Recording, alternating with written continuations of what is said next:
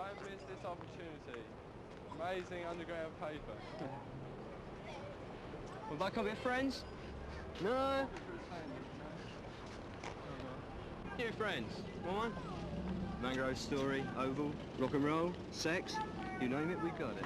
Sure. That'd do, 4 shillings. Oh, So much. Good on you. Copies of Frendz going on sale in London's Portobello Road, the vendors being not ordinary street sellers, but 2 of the paper's staff.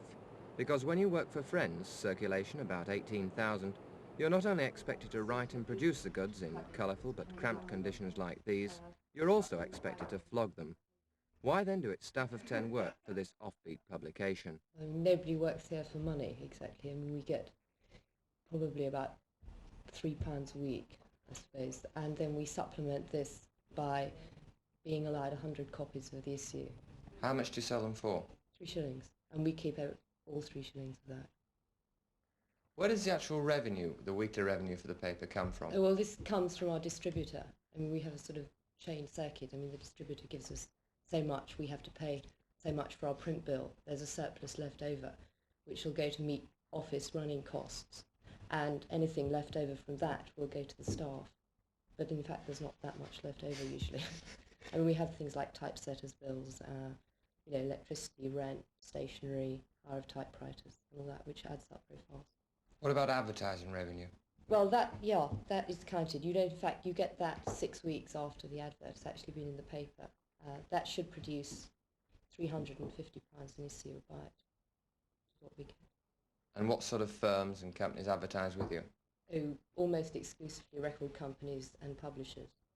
The money originally came from various private sources, I think, and in fact we set up this new company with only about £300 or so, which is just odd people who put money in. How do you go about recruiting staff? That, like everything else, is on a very informal basis, usually through personal contacts. Someone will turn up at the office and say, I'd like to do something, and so you say, well, do this, and then he sticks around and people like him and he does good stuff, and so he kind of joins the staff. Very often there's no kind of formal demarcation. He's on the staff, he just sort of is around and he does a few things, and it just so happens that he's there, and then he decides to leave. What sort of market are you aiming at? There was a readership survey carried out about 9 months ago, and we had 14-year-old school kids, there were 60-year-old miners, there were industrial chemists, there were teachers, there were people working in factories, there were sort of hippies, and everyone, in fact. The language in the paper and the editorial policies you express are, to say the least, a bit extreme. How close to the wind do you sail legally? We're probably protected to some extent by our small circulation, in that people don't bother with us. Certainly some of the stuff that we run, if run by, say, a national paper, would almost certainly result in some sort of either libel laws or prosecution or something. Don't you think, in fact, that you are just as sensational as the people in Fleet Street you tend to condemn?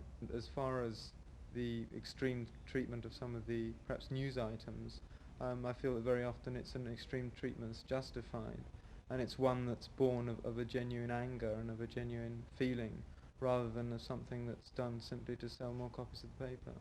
You are one of several underground newspapers now. Don't you think that with so many on the market there's a danger of them in fact becoming establishment? I think there's danger of something that's radical, out in front, whatever you like to call it.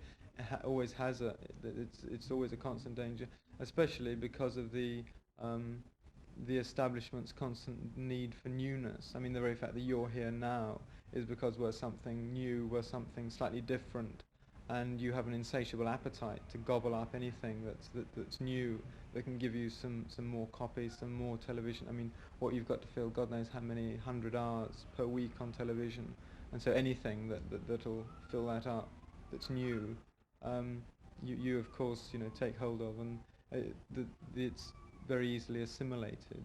I mean, I think that's probably one of the, if you wanted to be cynical about the underground movement, you could probably say that one of its main functions is to provide new material for the reality machine. Carnaby Street, clothes, endless articles about hippies, the trail to India, books, so on and so forth. Do you ever find that when you go to interview someone, you come up against a reluctance to be interviewed because you are from the underground press? Well, it doesn't usually apply because the bulk of the interviews that I've been concerned with have been with sort of rock and roll stars and various people to do with music, in which case this is sort of totally their media, and they're really into the underground press anyway. I don't appreciate the difficulties in trying to interview somebody like Ted Heath. I don't think he'd be too pleased to see us. Do you think that papers like Frendz have a future?